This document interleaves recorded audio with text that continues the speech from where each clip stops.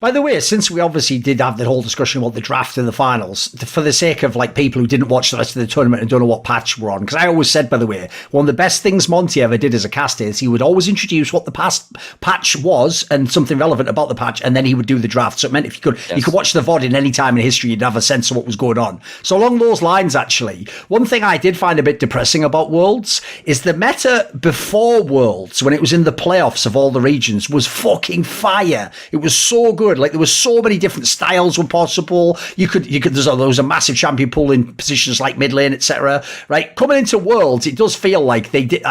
We kind of got a bit blue balled on that one. It doesn't feel like by the end of Worlds in the playoffs, it felt a lot more like limited to me and a little bit more streamlined as to where people were going in the draft. And you didn't see that many crazy picks, quite frankly, unless they were to like cover a bad player like fucking Annie mid or whatever the fuck. In meta.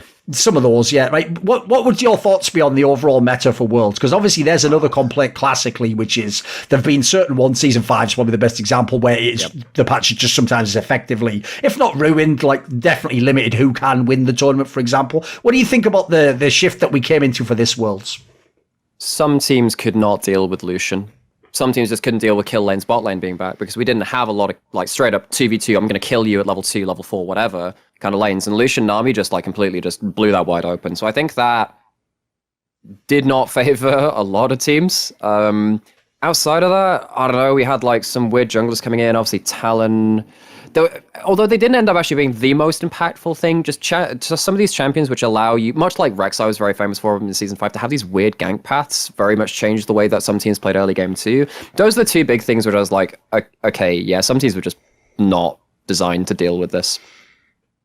Yeah, on top of that, I feel like I see an issue, consistent issue with Riot Games like Moto. It's they never fix the problems in the game. They just perpetually create new ones in a way that new problems keep getting fresh. That's how they fix their game, right? It's always broken.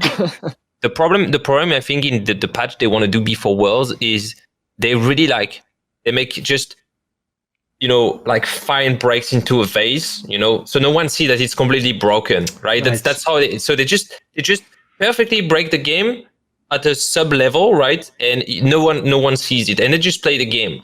And all the champ that used to play playoff, not as good anymore. And then you have this weird champ that OTP play in Korea on the Chinese super server that like has 90% win rate in Challenger, and you're like, okay, I need to catch up on that because it seems super strong. And then you spend pretty much a month and a half figuring out what's good and what's not. So everybody was like, oh, Zed's gonna be the thing, and then it's gonna be Talon, and it's gonna be, and then you end up with Yuumi, right? And like, oh yeah, Riot didn't think about Yuumi. Oh, but we can't patch the thing. Oh, so Yumi's gonna be permaban, and this champion is an absolute disgrace. So funny thing about that, I was chatting with DFM's coach, because obviously they went from play-ins into group stage, and there was no Yuumi, no Graves in play-in stage, and they went through the group stage. And I was chatting to him, saying, okay, well, dude, you got a bit blown out here. This is a bit sucky. What the hell happened? He's saying, oh yeah, when we were scrimming in play-ins, no one played Yuumi and Graves well.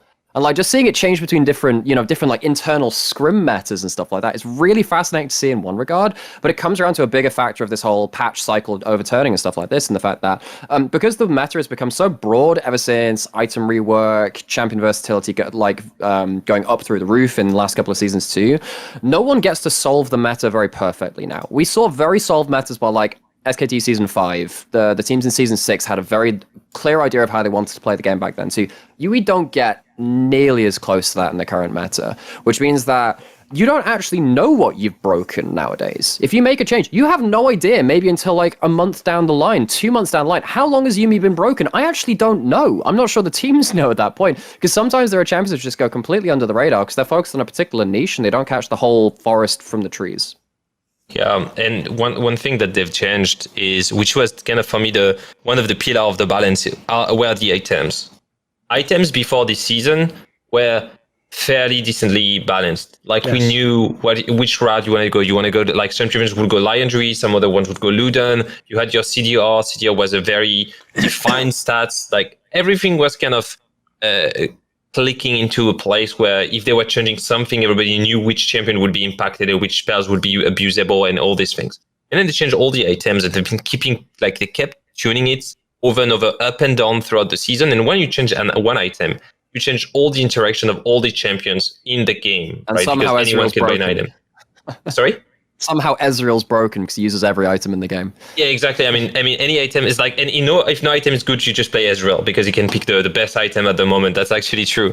But because of that, I feel like it's all the smaller tuning they made into the champions and into the items throughout the season made the game like cracked on a very, very deep level. And as I think Nyamera was saying, it's like, it's not that we took a month. I think that after a year, nobody knows really what's the trend into the game, and they're adding new items which are going to be like, maybe supports are going to pick these items, maybe top laners are going to pick these items, maybe junglers are going to pick these items. I'm calling it out. Senna with the new lethality item is going to be very broken. And this is the problem, is like the more variance you include, right, the bigger your matrix is in terms of dimensions, the harder it is to you to control the whole thing. And I think that with the item changes, all the micro patches they've done, kind of Riot opened the Pandora's box, and it seems very exciting in the first 2 weeks.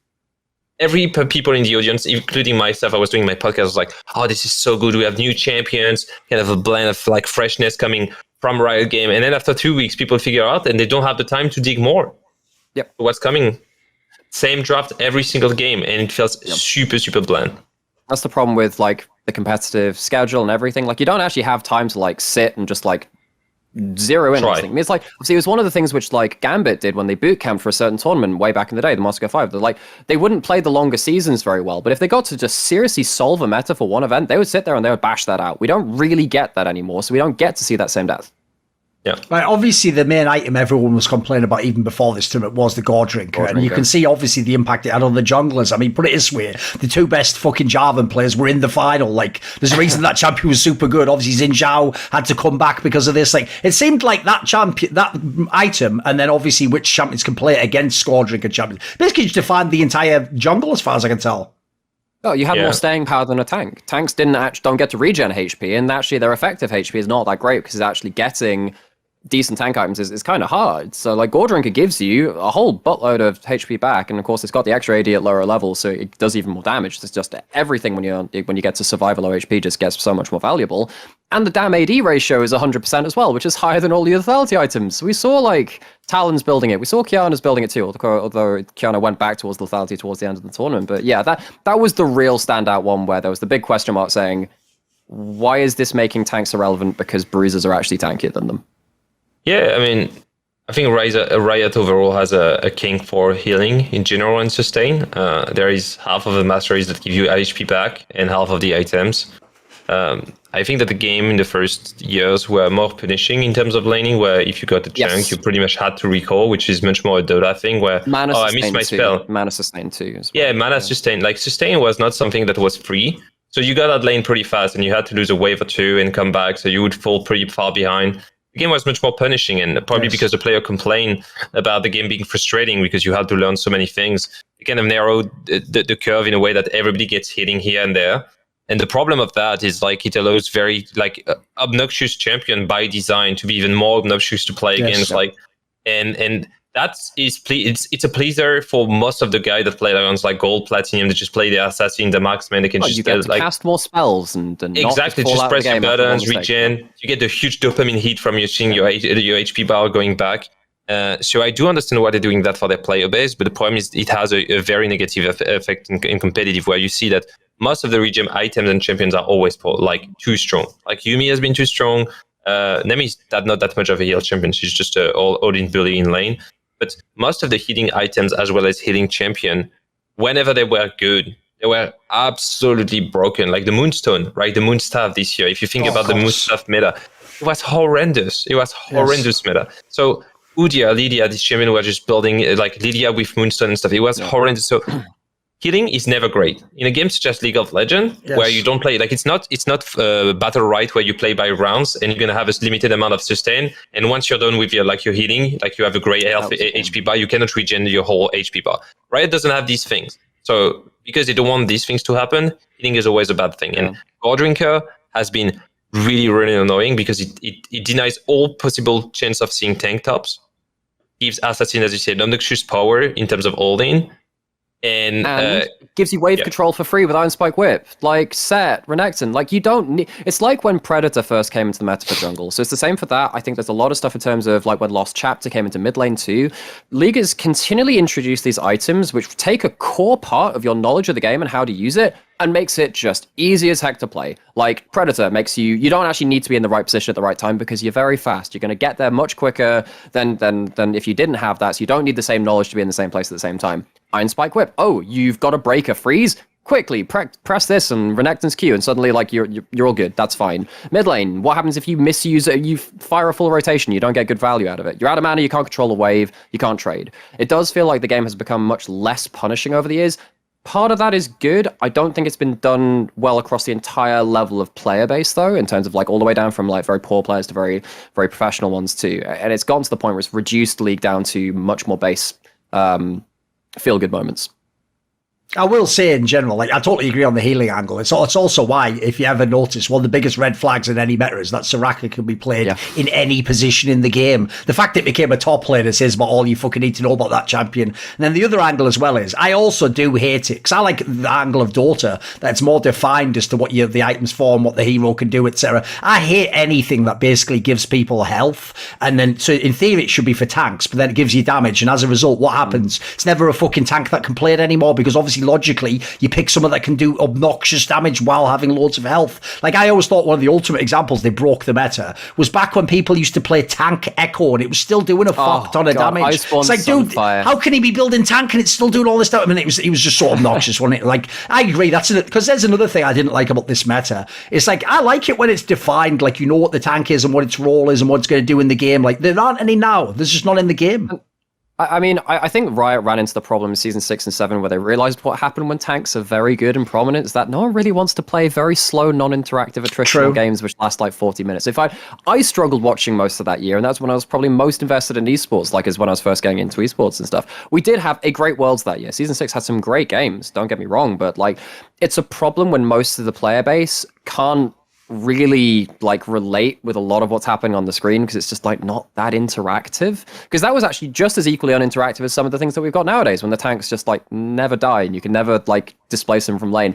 When we were seeing minute-long fights between, like, Trundle ulting a Poppy and then just walking back to towers slowly, I'm not particularly interested in seeing that myself as an analyst. Yeah, I think I like the front to back standard meta. The problem is it usually drives very, very slow playstyle, I would say. The problem of tanks are very exciting if TP is strong, and TP got nerfed because which is a pretty good thing for the game overall. But, like, tanks have no lane. Like, if you're a decent top laner, you're never gonna die to a tank in tank versus tank matchup.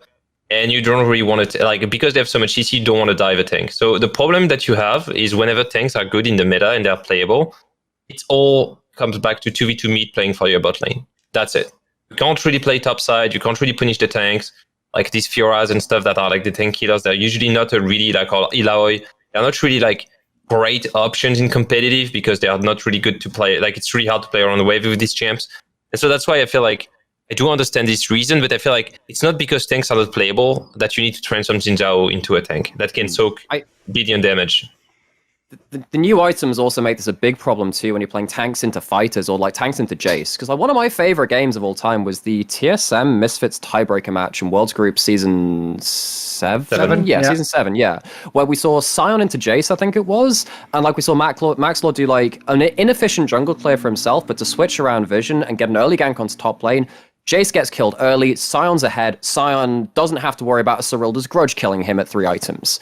Like, back then, if Jace fell behind a Sion or whatever else it was at the time, effectively you have lost your game plan at that point. There was a risk associated to, like, the feel-good big damage numbers, whereas nowadays, like, we saw it in the LEC playoffs, but in the finals, right? We saw, like, the Cho'Gath into Gangplank, and it's like, sweet, Gangplank gets Sunder and Cyrilda's, like, second, third item. Cho'Gath doesn't get to out-tank the Gangplank like he used to do before these items came in. There are way too many anti-tank items for that sense. And while there should be some options, I shouldn't think it should, like, lock out an entire playstyle just because they exist and they're, like, efficient in any game state. That's the problem when you've got very overtuned Sundera and Cyrilda's Grudge and stuff like that, where they're good across the board and it kind of stops that kind of play pattern coming in. Yeah, as well as Conqueror overall. That's got like probably the most love from Riot over the years, where it's like, oh, not only like fighters out damage you, but they out sustain you for no reason. Like Conqueror should have always been. When people complained about Fervor Battle getting nerfed, they had to do something. But yeah, I do agree. I do agree. The problem is it's very simple. Like for instance, one of the best design rune I've seen was so they changed it recently, but it was the lethal tempo. You get a hit.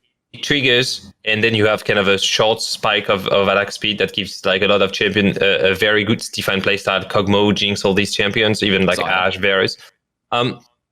Conqueror it's a flow in itself because it gives damage and healing once you fully stack. So it means that not only you get like you outtrade, like a tank want to grasp you and get out, you want to stick to a tank, right? It's very standard. Like that's how most of the games, like any MOBA would be designed that way. And it's like, okay, no, he beats you, but he jumps on you, he keeps hitting you, and at some point he regens. So he starts to be tankier than you. And this was a complete flow in design, I think, throughout the years. Like we've seen that tanks haven't been that great since they changed the Conqueror to the way it is, even though they nerfed it patch after patch. And now that you had these items that actually scale much better, whether it's like Void being more affordable and more in the building path of many mid laners, which is Cyrilda's being available for champions that don't build crits, as well as like Thunder that's being like a straight just HP percent. It is extremely hard for tanks to just survive, and yeah, that creates a very imbalanced playstyle where you have all these fighters that kind of fill out the blanks of the tanks, and because these champions need to exist, they give them items such as Goredrinker, right? It's just a whole loop. As I say, it's like they never fix the problem. They just create another one. Yeah, they try and create a problem they try and create a solution, which is kind of a problem to also kind of fix problem that they did before that. Yeah. They basically do what I used to do when I used to clean my room back in the day, which is I just shove everything into one area and I hope no one checks that drawer or under the bed or whatever. I'm not turning my camera that way. Yeah. Exactly. But basically, in the end, as I'm alluding to here, that problem does have to be dealt with. It's just what day will that be dealt with? And in my case, I'll be honest, I was getting caught all the time. It was usually that very same day. Want to see more cool, funny, interesting clips based on topics from my content? Well, subscribe to this channel then, or, be a pleb and don't.